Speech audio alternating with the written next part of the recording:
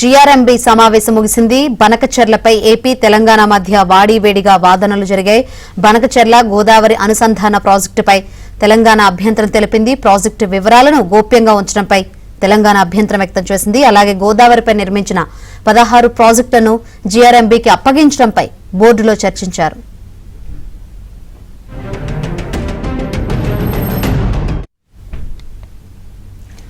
GRMB సమావేశం ముగిసింది. సమావేశానికి సంబంధించి మరిన్ని వివరాలు అందించేందుకు మా ప్రతినిధి నరసింహరావు లైవ్ ద్వారా సిద్ధంగా ఉన్నారు. నరసింహరావు, ఈ సమావేశానికి సంబంధించి అప్డేట్స్ ఏంటి?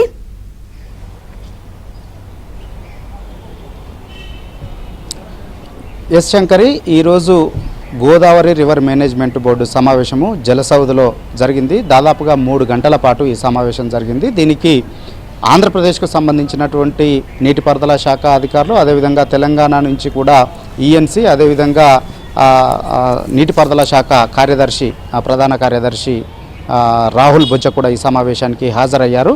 సో దాదాపుగా 3 గంటల పాటు సుదీర్ఘంగా ఈ సమావేశం జరిగింది. ఇందులో ప్రధానంగా బనకచెర్ల గోదావరి అనుసంధానంపైనే వాడివేడిగా ఏపీ తెలంగాణ అధికారులపైన వాడివేడిగా ఏపీ తెలంగాణకు సంబంధించినటువంటి అధికారుల మధ్యన వాడివేడిగా చర్చ జరిగింది. ప్రధానంగా తెలంగాణ ఏపీ నిర్మిస్తున్నటువంటి ఈ బనకచెర్ల ప్రాజెక్టు పైన తీవ్ర అభ్యంతరాలని వ్యక్తం చేసినట్లుగా తెలుస్తూ ఉంది. ఇప్పటి వరకు కూడా ఆ ప్రాజెక్టు యొక్క డిపిఆర్ కావాలని చెప్పి అడిగినప్పటికీ ఇటు బోర్డుకు లేఖ రాసిండ్రు, తెలంగాణ మంత్రి రాశారు, అదేవిధంగా సెక్రటరీ రాశారు, ఈఎన్సీ ముగ్గురు లేఖ రాసినా కానీ ఇప్పటి వరకు జీఆర్ఎంబీ అందుకు సంబంధించినటువంటి డిపిఆర్ని ఇవ్వడం లేదు. ఆ ప్రాజెక్టుకు సంబంధించినటువంటి సమాచారాన్ని ఇవ్వకుండా గోప్యంగా పెడుతున్నారు. అసలు ఆ ప్రాజెక్టు ఎన్ని వేల కోట్లతో ఎన్ని టీఎంసీలు తరలించుకోలేటువంటి ప్రాజెక్టు, దానివల్ల తెలంగాణకు ఏ విధమైనటువంటి నష్టం జరుగుతుంది అనేటువంటి పూర్తి వివరాలు కోరినప్పటికీ ఇప్పటికి కూడా దానికి సంబంధించినటువంటి వివరాలు ఇవ్వకుండా ఎందుకు గోప్యంగా ఉంచుతున్నారనేటువంటి ప్రశ్నల్ని ఈ సందర్భంగా తెలంగాణ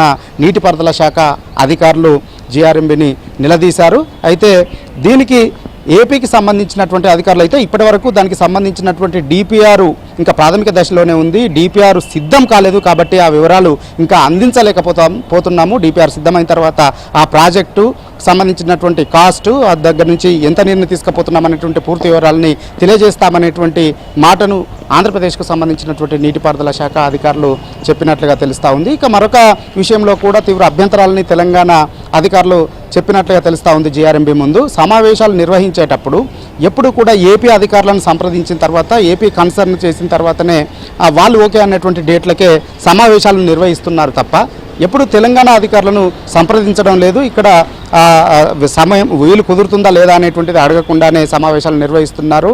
దీని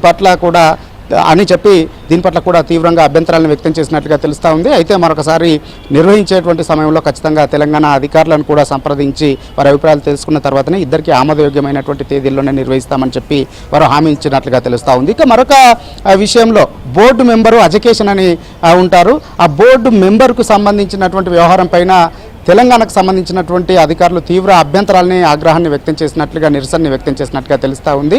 తెలంగాణ నుంచి కొంతమంది డిప్యూటేషన్ పైన ఆ ఉద్యోగులను నియమిస్తే ఆ ఉద్యోగుల పట్ల కొంత కక్షపూరితంగా వ్యవహరిస్తూ మెమోలు జారీ చేస్తూ వాళ్ళని కొంత ఇబ్బందులకు గురి చేస్తున్నారనేటువంటి ఆరోపణలు అజకేషన్ అనేటువంటి జీఆర్ఎంబీ బోర్డు మెంబర్ పైన వస్తున్నాయి. సో అతని పైన వస్తున్నాయని చెప్పి ఆయన పైన తీవ్రమైనటువంటి అభ్యంతరాలని, ఆగ్రహాన్ని వ్యక్తం చేసి బోర్డు దృష్టికి ఆ విషయాన్ని తీసుకువెళ్లారు. ఈ సందర్భంగా ఒకంత తెలంగాణకు సంబంధించినటువంటి అధికారులు ఒకంత ఆగ్రహాన్ని కూడా ప్రదర్శించినట్లుగా తెలుస్తూ ఉంది. సో మొత్తానికి ఈరోజు సమావేశంలో చాలా అంశాలపైన చర్చించారు. కానీ ప్రధానంగా ఈ బనకచెర్లకు సంబంధించినటువంటి అంశం గోదావరికి అనుసంధానం చేసేట్టు ఇప్పుడైతే కేవలము వరద నీటినితో దానికి నీటిని తరలిస్తామనేటువంటి మాటను చెప్తా ఉన్నారు. కానీ అది నిజంగా ఆ నీళ్ళనే తరలిస్తారా లేదంటే ఇంకా ఎక్కువ తరలిస్తారా అనేటువంటి పూర్తి సమాచారం ఇచ్చిన తర్వాత తెలంగాణకి అన్యాయము జరగదు అని చెప్పిన తర్వాతనే ఆ ప్రాజెక్టు పైన ముందుకు వెళ్ళాలి అని చెప్పి వారు తెలంగాణ అధికారులు కోరినట్లుగా తెలుస్తూ ఉంది. అయితే డిపిఆర్ ఇంకా సిద్ధం కాలే కాబట్టి అయిన తర్వాత ఇస్తామని చెప్పినట్లుగా తెలుస్తూ ఉంది. సో మొత్తానికైతే ఈరోజు జరిగినటువంటి